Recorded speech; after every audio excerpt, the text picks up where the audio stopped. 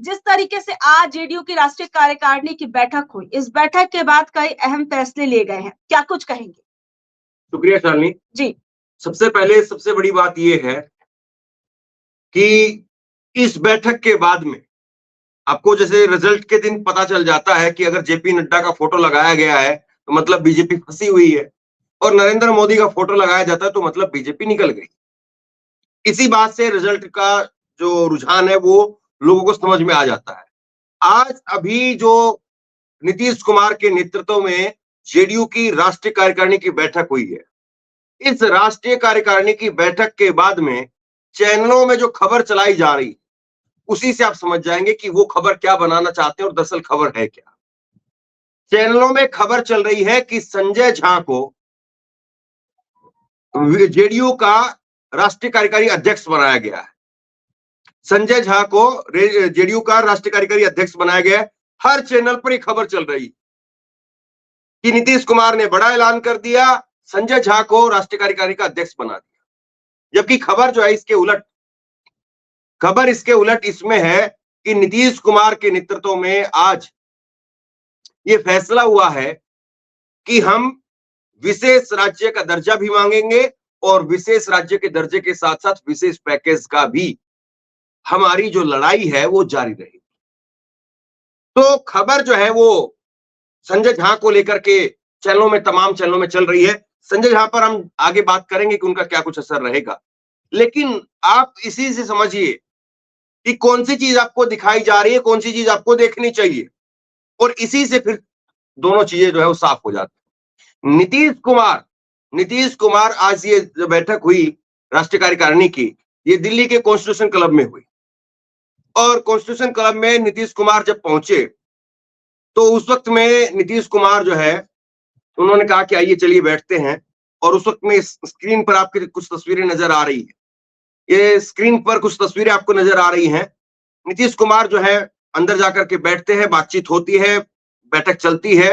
हालांकि अभी राष्ट्रीय कार्यकारिणी बैठक का एक हिस्सा भी बाकी है, शाम तक जो है वो उसकी भी कुछ रिपोर्ट सामने आ जाएगी। तो सबसे बड़ा सवाल ये है कि नीतीश कुमार ने क्या पूरे पत्ते खोल दिए हैं, या अभी भी नीतीश कुमार कुछ अपने पास में पत्ते छुपा करके रख रहे हैं? सवाल ये है। संजय झा को बनाया गया राष्ट्रीय कार्यकारी का अध्यक्ष, ये तो आपको 2 मिनट में ब्रेकिंग के जरिए समझ में आ जाएगा। 2 मिनट की आप खबर देख लीजिए, ब्रेकिंग देख लीजिए, ऊपर टॉप बैंड आपके चल रहे हैं, उनको पढ़ेंगे तो आपको समझ में आ जाएगा। लेकिन सवाल जो है वो असल सवाल ये है कि नीतीश कुमार ने क्या अपने पत्ते खोल दिए हैं, या नीतीश कुमार अभी भी अपने पास में, अपने हाथ में बहुत कुछ दबा करके रखे हुए हैं, और नीतीश कुमार का यही जो है वो स्वरूप बीजेपी को परेशान करता है। बीजेपी की तरफ से अभी तक कोई इस पर प्रतिक्रिया नहीं आई है। जी बिल्कुल, सवाल यही है कि आखिर में क्या नीतीश कुमार अब अपने पूरे पत्ते खोल चुके हैं, या फिर अभी भी उनके कुछ पत्ते बाकी है? क्योंकि बिहार को विशेष राज्य का दर्जा देने की मांग लगातार तेजस्वी यादव की तरफ से भी कहा गया कि नीतीश कुमार जब सेंट्रल की राजनीति में जा रहे हैं तो क्या वो वहां पर जाकर बिहार को विशेष राज्य का दर्जा दिलवाएंगे, एक ये बड़ी चीज थी। और इस बीच में बीजेपी की तरफ से भी सर कोई अभी बयान जो है वो सामने नहीं आया है, और बिहार विधानसभा की भी बात हो रही है। तो क्या बीजेपी नीतीश कुमार का नेतृत्व स्वीकार करेगी? एनडीए क्या नीतीश कुमार के नेतृत्व में बिहार विधानसभा का चुनाव लड़ेगी? देखिए, सबसे पहले सबसे बड़ी बात आप समझिए जी, नीतीश कुमार दो तरफा फंसे हुए हैं, उधर तेजस्वी, इधर बीजेपी, और दोनों ही नीतीश कुमार के वोट को खाना चाहते हैं। ये बात भी मैं स्पष्टता के साथ आपको बता रहा हूं। दोनों की नजरें, नीतीश कुमार की नजरें और उसके साथ साथ जो है वो तेजस्वी की नजरें लगी हुई हैं, दोनों की नजरें नीतीश कुमार के वोट बैंक पर, कि नीतीश का जो वोट है उसको अपनी तरफ कर लिया जाए। देखिए, नीतीश के पास में वाकई ऐसा वोट है जो दोनों की तरफ जा भी सकता है। नीतीश के पास में सुशासन के नाम पर एक शहरी वोटर है जो नीतीश के नाम पर वोट करता है कि ठीक है, नीतीश को हम सीएम बनाना चाहते हैं। और एक नीतीश के पास में अभी भी एक तबका है मुस्लिमों के अंदर, एक तबका है कुर्मियों के अंदर जो उनको वोट करता है, और वो तबका जा सकता है जेडीयू की, आरजेडी की तरफ। तो नीतीश के ऊपर जो है इस वक्त में नजरें लगी हुई है बीजेपी की भी और तेजस्वी की।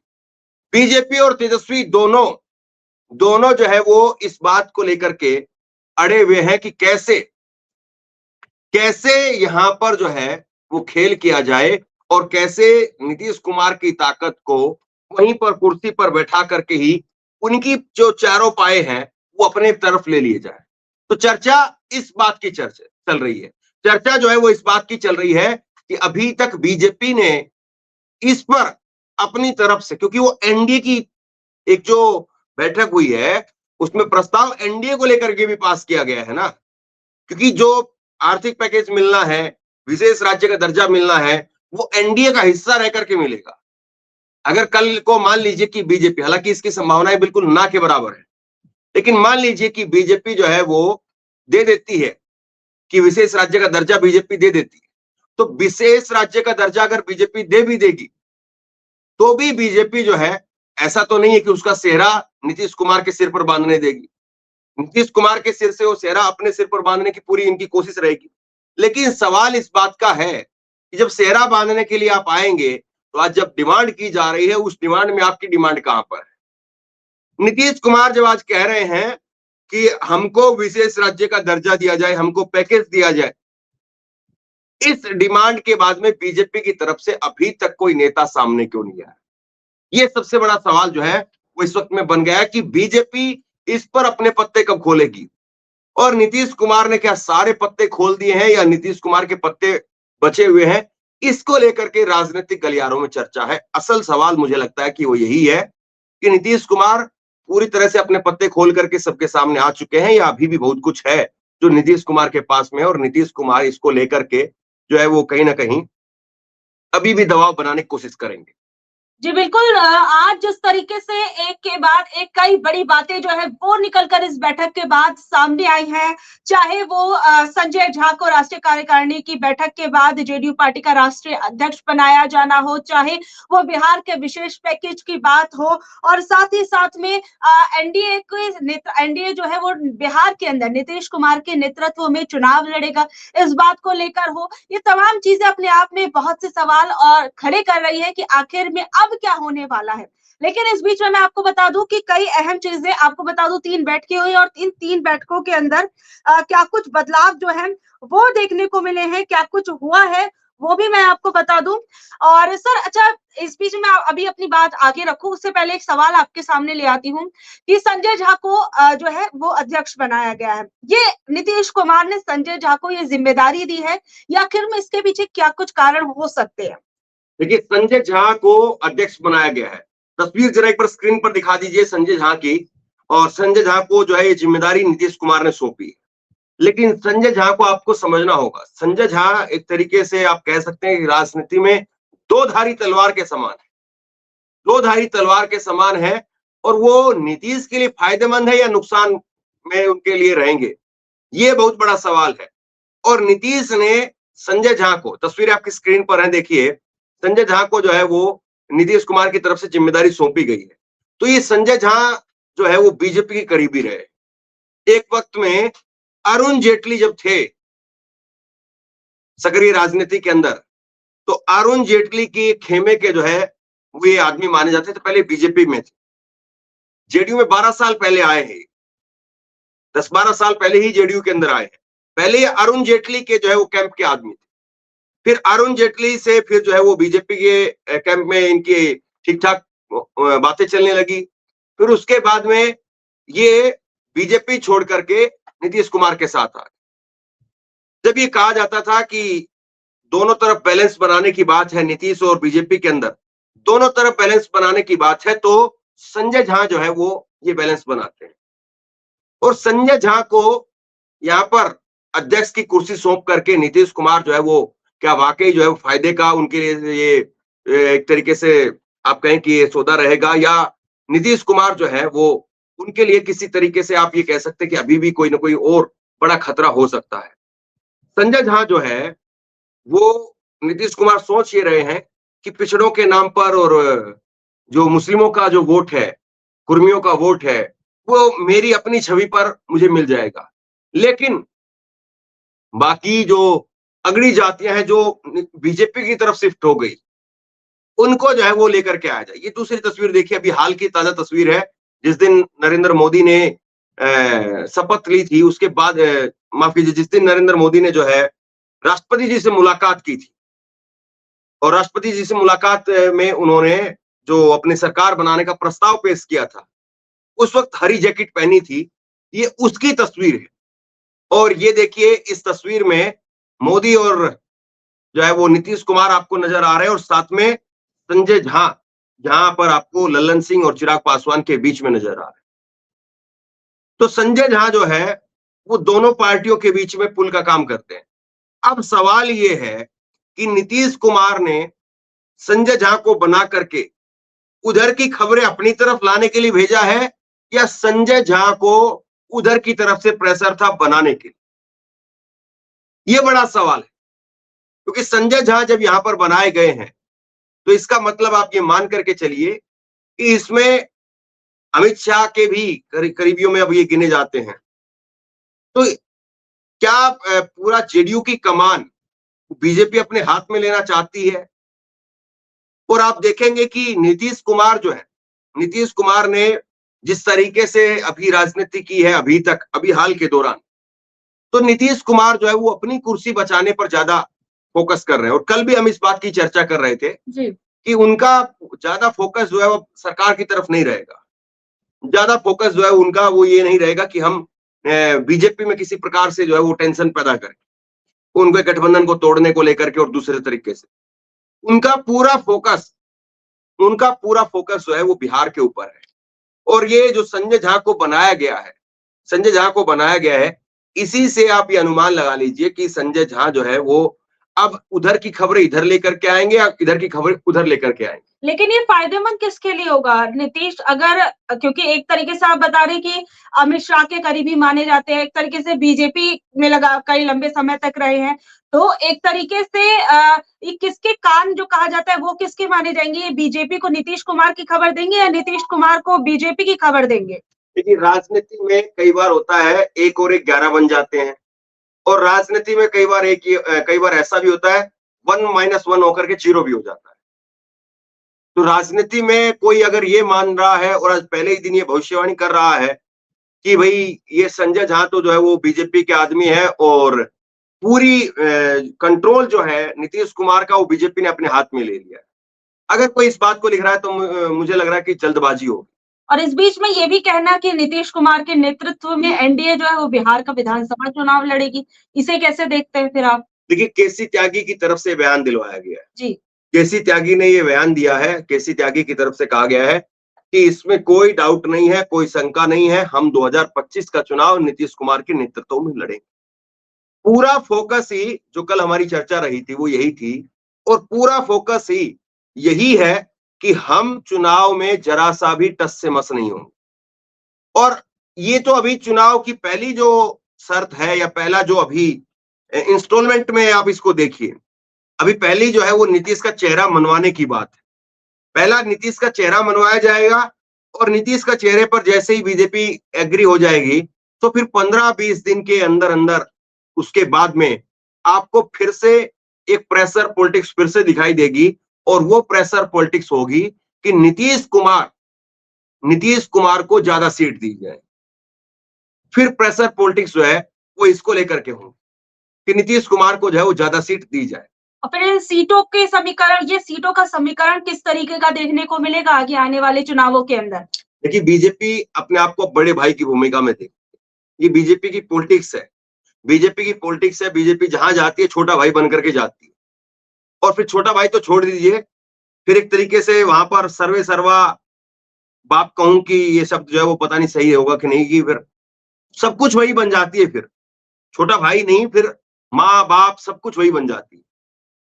शिवसेना के साथ में छोटे भाई की भूमिका में थी बीजेपी, और फिर उसके बाद में बाला साहब ठाकरे, बीजेपी को कौन वहां पर पैर रखने देता था? बाला साहब ठाकरे कांग्रेस का साथ में जो है वो वहां पर जनसंघ की थी, लेकिन जब बाला साहब ठाकरे का दौर आया तो बाला साहब ठाकरे के साथ में बीजेपी छोटे भाई की भूमिका में रहती थी। कभी बीजेपी की वो हिम्मत नहीं रही। हिंदुत्व की राजनीति बाला साहब ठाकरे करते थे, हिंदुत्व की राजनीति बीजेपी करती थी, लेकिन बीजेपी वहां पर छोटे भाई की उसमें भूमिका में रही। और आज देखिए शिवसेना का क्या हाल कर दिया, उद्धव ठाकरे आज कहां पर है। तो ऐसे ही अब ये कहना कि चुनाव के अंदर जब बीजेपी जाएगी तो बीजेपी क्या कॉम्प्रोमाइज करेगी, सीटें छोड़ेगी। लोकसभा चुनाव को अगर आप देखें, लोकसभा चुनाव को अगर आप देखें तो लोकसभा चुनाव में पूरी तरह से बीजेपी ने कंट्रोल जो अपने पास में रखा। वो बात अलग है कि सीटें बीजेपी को नहीं मिल पाई।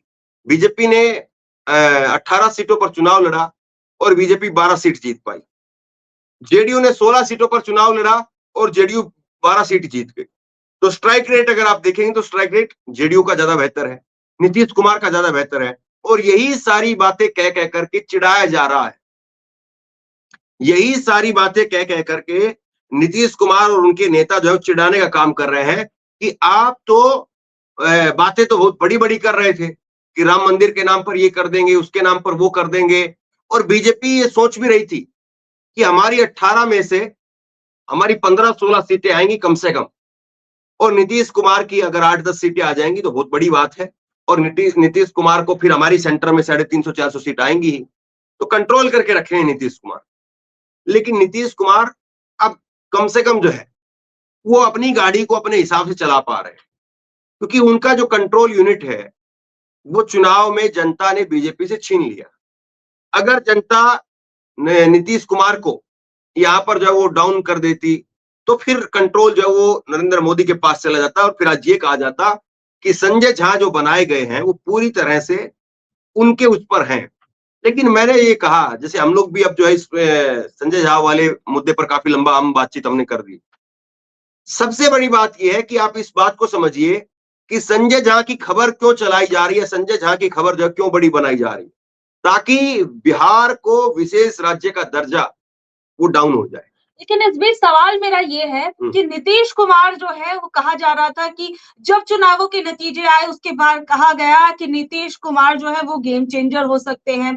लेकिन उसके बाद हमने देखा कि चाहे वो मंत्रिमंडल का जब ऐलान किया गया तब नीतीश कुमार की तरफ से या उनकी पार्टी की तरफ से कोई विशेष प्रतिक्रिया सामने नहीं आई है, जबकि माना जा रहा था कि उस वक्त भी उनकी पार्टी की तरफ से कोई विशेष प्रतिक्रिया सामने आ सकती है और नाराजगी भी सामने आ सकती है। ऐसा कुछ देखने को नहीं मिला। फिर कहा गया कि स्पीकर के पद पर नीतीश कुमार जो है वो उस पर अड़ सकते हैं। उस टाइम पर भी हमने देखा कि ऐसा कुछ नहीं हुआ। लेकिन क्या ये सारी चीजें या नीतीश कुमार की चुप्पी सिर्फ इस वजह से थी कि क्योंकि नीतीश कुमार अंदर ही अंदर एक बड़ा गेम प्लान कर रहे थे जिसके अंदर बिहार को विशेष राज्य का दर्जा दिलाना हो और या फिर विधानसभा चुनाव जो है वो नीतीश कुमार के नेतृत्व में लड़ना हो? क्या इन चीजों की गेम प्लानिंग नीतीश कुमार कर रहे थे, इसके पिच बैठा रहे थे? देखिए, नीतीश कुमार शुरुआती दौर में तो सिर्फ इस बात को लेकर के कोशिशों में लगे हुए थे कि लोकसभा में अपने कुछ कैंडिडेट निकाल लिए जाए, लोकसभा में अपना दबदबा थोड़ा सा दिखा दिया जाए। वो सारा जो है उनका फोकस, सारा जो उनका जो जोर था वो नरेंद्र मोदी के साथ लगकर, क्योंकि उनको ये समझाया गया था, उनको ये बताया गया था कि भाई आप अगर यहाँ पर बीजेपी के साथ जाते तो बीजेपी राम मंदिर की लहर पर सवार है और जो बीजेपी के खिलाफ जाएगा लोग मंदिर के नाम पर उसको वोट करेंगे। ये पता नहीं कैसे जो है नीतीश कुमार ने इस बात को यकीन कर लिया और नीतीश कुमार का पूरा फोकस जो है वो इस बात पर था, नीतीश कुमार का पूरा जोर वो इस बात पर था कि बीजेपी के साथ रह करके अपने जो सांसद हैं उनको ज्यादा से ज्यादा संख्या में हम पहुंचाए। ये जो है उनकी पूरी कोशिश थी। लेकिन अब बीजेपी जब पता चला कि खुद जो है सरकार बनाने की कंडीशन में नहीं है और नीतीश कुमार जो है वो उनका अहम रोल हो गया है, तो उसके बाद में जो है उसके बाद में फिर चीजें पलटने लगी और चीजें पलटती पलटती फिर यहां तक आ गई कि नीतीश कुमार जो है वो अब अपने पुराने दिनों को याद करने लगे, अपनी पुरानी राजनीति को याद करने लगे। वरना नीतीश कुमार रिटायरमेंट के प्लान पर आ गए थे, लेकिन नीतीश कुमार जो है अब दोबारा से प्लानिंग में जुट गए, दोबारा से नीतीश कुमार प्लानिंग में जुट गए और उन्होंने सीधे तौर पर जो है वो यही दांव जो है ठोकने का काम किया। नीतीश कुमार ने यही जो है वो दावा किया एक तरीके से कि अब जो भी होगा वो बिहार के रास्ते से होगा, अब अगर सरकार बचेगी तो बिहार के रास्ते से बचेगी। और बीच बीच में वो नीतीश कुमार जो है नरेंद्र मोदी को टटोलते भी रहे और एक तरीके से कहें कि उनको अपनी छाती जो वो है वो भी दिखाते रहे। नीतीश कुमार ने अभी नरेंद्र मोदी के सामने ही कह दिया था कि ये जो नालंदा में आप आए हैं, राजगीर में जब आप आए हैं, तो अच्छा किया आप आ गए। यहाँ पर बड़े-बड़े लोग आते हैं। आप नहीं आए थे अभी तक। आप अच्छा किया वो आ गए। ये जो मीठे-मीठे शब्दों में जो बात बोलने वाली बात होती है, ये नीतीश कुमार की टैक्टिक्स है। नीतीश कुमार जो है वो सुपर संपादक कहे जाते हैं। अखबारों में क्या छपेगा, टीवी चैनल में क्या चलेगा, बड़ी जो है इसको लेकर के बारीकी से नीतीश कुमार पटना के अंदर एक-एक चीज को देखते हैं। अब जो है वो थोड़ी-सी राजनीति उनकी डाउन हो गई है तो बात अलग है, लेकिन उनका जो पूरी तरह से फोकस रहा है वो अपनी इमेज को लेकर के बढ़े और दूसरे की इमेज को कहां पर कितना डेंट करना है, किस तरीके से करना है, उसको लेकर। तो नीतीश कुमार जो है वो आप कह रही हैं कि उन्होंने कोई पद नहीं लिया, ये सारी बातें। पहला जो उनका जो चुनाव से पहले जो उनका मोटो था, चुनाव से पहले का जो उनका उद्देश्य था, चुनाव से पहले का उनका उद्देश्य पूरा का पूरा ये था कि अपने सांसदों को ज्यादा से ज्यादा जिताया जाए, अपने सांसदों को ज्यादा से ज्यादा लोकसभा के अंदर भेजा जाए। ये पहला उनका लक्ष्य था। ये लक्ष्य उन्होंने पूरा किया और इस लक्ष्य को पूरा करने के बाद फिर वो जुट गए कि अब अपनी एक बार सरकार बिहार में फिर से मजबूत की जाए। इसके बीच में उनका और कोई लक्ष्य नहीं है, बड़ा लक्ष्य। संजय झा को जो अभी राष्ट्रीय कार्यकारी का जो है वो अध्यक्ष बनाया गया है, तो ये सारी चीजें जो है वो आप यूं मानिए कि सिर्फ और सिर्फ जो है वो एक तरीके से कहें कि ये परंपराएं हैं या फिर राजनीति में ये ठीक है, इस तरह की ये जो गतिविधियां हैं वो चलती रहती हैं। जो असल खेल है, जो असल इस वक्त में लड़ाई है या जो असल मुद्दा है, वो ये पहले जो था वो सांसदों को लेकर के था और अब सरकार को लेकर के। नीतीश कुमार कुछ नहीं कहने वाले हैं, लेकिन नीतीश कुमार ने जो अभी डिमांड रखी है, नीतीश कुमार की तरफ से जो बिहार का विशेष राज्य का दर्जा दिए जाने की डिमांड रखी है और विशेष पैकेज का दर्जा दिए जाने की जो डिमांड रखी है, वो और कुछ नहीं है। सीधे तौर पर एक तो बीजेपी के ऊपर कंट्रोल करने वाली बात है और दूसरे जो है वो बीजेपी के ऊपर जो है ये दबाव बनाने वाली बात है कि अगर आपने हमारे को सीटें कम दी तो हम जो है वो इस बात को उठाना शुरू कर दें। और क्या इसे फिर नीतीश कुमार अपना मुद्दा बनाएंगे या फिर अपनी नाराजगी का मुद्दा बनाएंगे और फिर क्या जो बार-बार बोला जा रहा है, फिर क्या चाचा पलटी मारेंगे? देखिए बात समझिए, नीतीश कुमार जो है वो अभी फोकस ये उनका कि सीटें ज्यादा से ज्यादा, मैंने कल भी कहा था, वो 125 से 150 के आसपास सीटें चाहते हैं। 125 से 150 के आसपास सीटें रहे हमारे पास। बीजेपी इतना देना नहीं चाह रही। जी, सवाल यही है कि बीजेपी मानेगी या नहीं मानेगी? वो बोल तो रहे बीजेपी कब कितना मानेगी? देखिए बीजेपी जो है वो मानेगी नहीं मानेगी, अब कुछ दिन में धीरे धीरे जितने बड़े बड़े बाल हैं कट करके सब नीचे आएंगे। तो बीजेपी को अब नीतीश कुमार ने ये दो बातें उठा करके, विशेष राज्य का दर्जा उठा करके और दूसरा जो है वो आर्थिक पैकेज का मुद्दा उठा करके, इन दोनों को जो है वो उठा करके एक तरीके से एक नया फ्रंट खोल दिया है। जब नीतीश कुमार बाहर निकलेंगे यहां से, आज मैं एक बहुत बड़ी बात कह रहा हूं, 29 जून की ये तारीख है और आज हम आपके साथ में लाइव कर रहे हैं, समय हो गया है 3 बजे और आज राष्ट्रीय कार्यकारिणी की बैठक हुई है।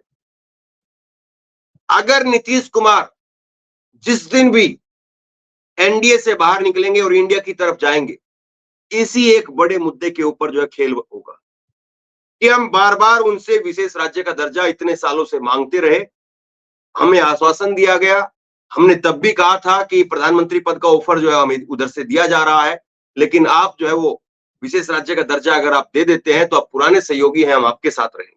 हमें प्रधानमंत्री बनने की लालसा नहीं है, हमें प्रधानमंत्री बनने का लालच नहीं। ये जो है उस दिन की प्रेस कॉन्फ्रेंस के वर्ड्स जो है वो शब्द नीतीश कुमार के हो सकते हैं या केसी त्यागी के हो सकते हैं जो प्रेस कॉन्फ्रेंस करें। ये स्टैंड जो है वो लेकर के नीतीश कुमार पलटी मार सकते हैं, लेकिन सवाल ये कि कब होगा या नहीं होगा, यही जो है वो बड़ा सवाल है। तो नीतीश कुमार अभी जो है वो इस बात को लेकर के हैं कि अपनी सरकार कैसे बनवाई जाए और अपनी सरकार के सरताज कैसे बना जाए, क्योंकि बीजेपी की तरफ से जो बातें आ रही हैं, बीजेपी की तरफ से जो कहा जा रहा है, बीजेपी की तरफ से जो कहा जा रहा है कि भाई इसमें जो है वो एनडीए के नेतृत्व में हम भाजपा के नेतृत्व में एनडीए चुनाव लड़े और उसमें भाजपा मुख्यमंत्री कौन बनेगा बाद में तय किया जाए।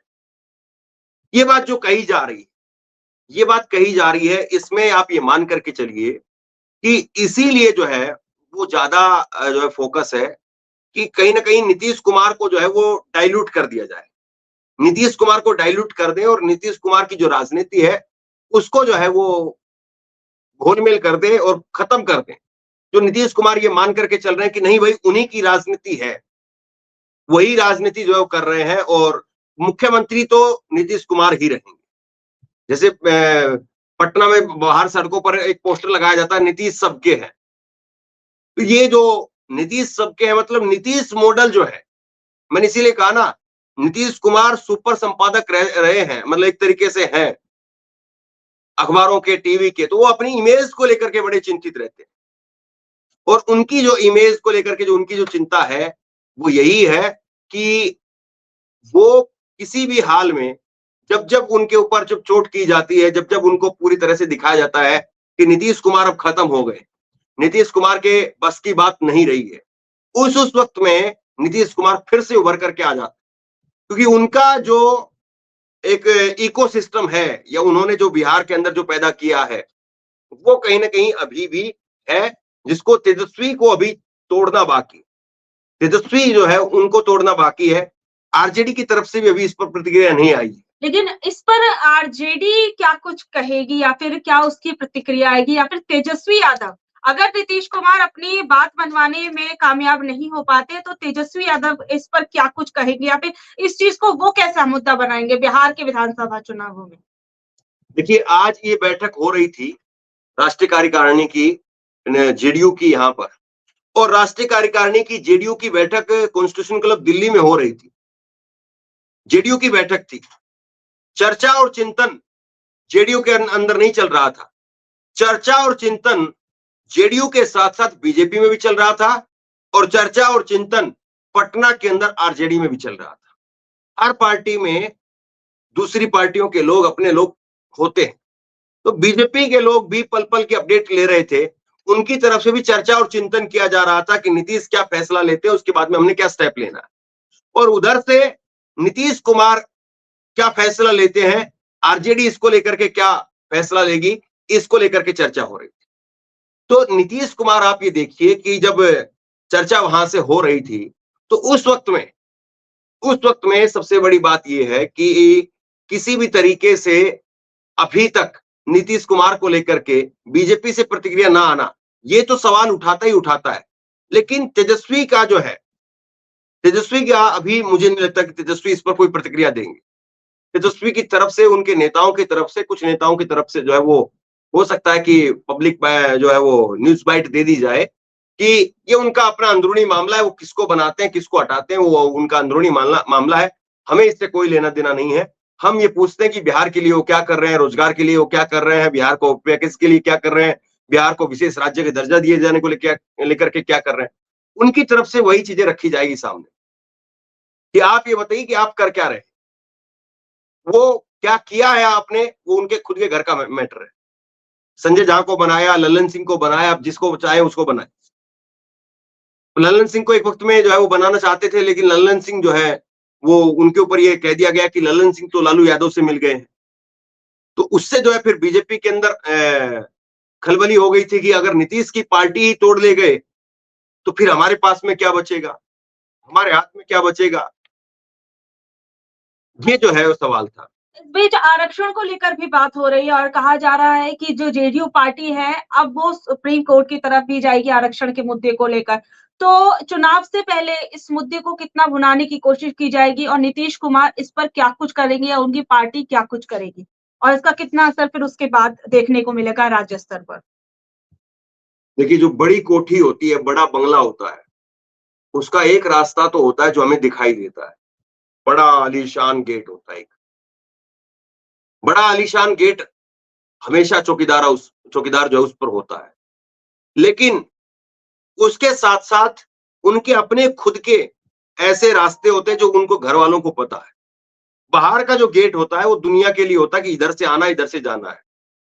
लेकिन अपने खुद के रास्ते होते हैं, अपने खुद के जो है वो गेट होते हैं, जो सिर्फ खुद को पता है, पर्सनल आना जाना होता है उनका। उन गेट से किसी और बाहरी आदमी का वो आना जाना उससे नहीं होता है।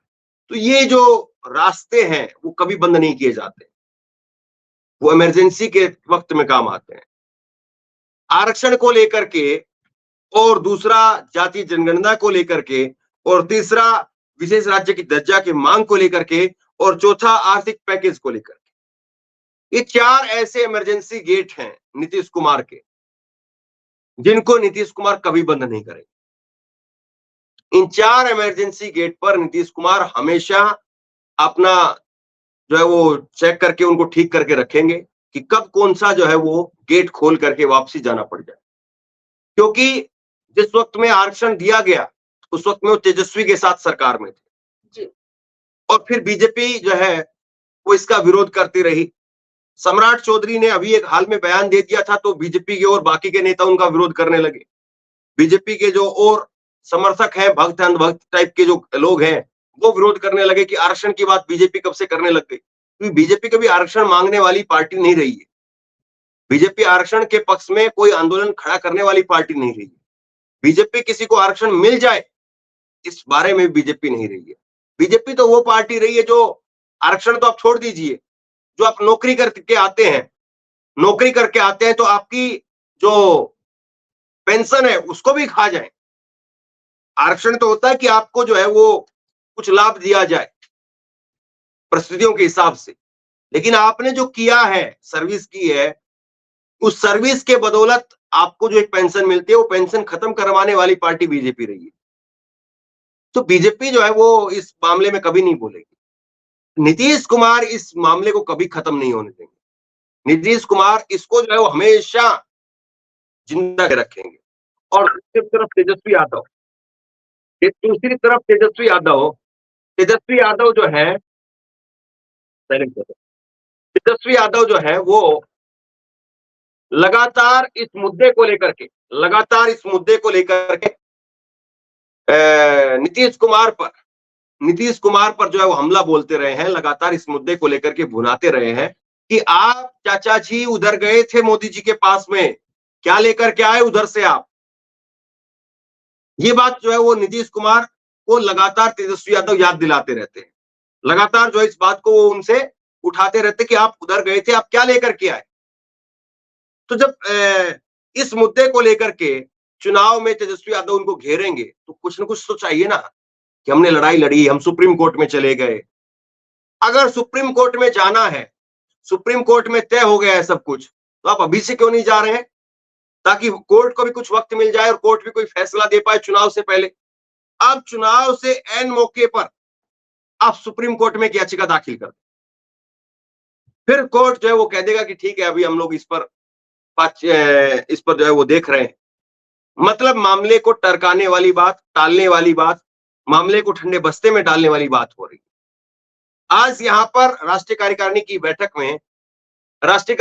बैठक में ये कहा जाता है कि हम जो है वो आरक्षण को लेकर के सुप्रीम कोर्ट में जाएंगे, लेकिन आरक्षण को लेकर के बीजेपी पूरी तरह से आपके साथ है, नरेंद्र मोदी जी आपके साथ हैं, और नरेंद्र मोदी जी अगर आपके साथ हैं तो आपको कोर्ट में जाने की जरूरत ही नहीं है।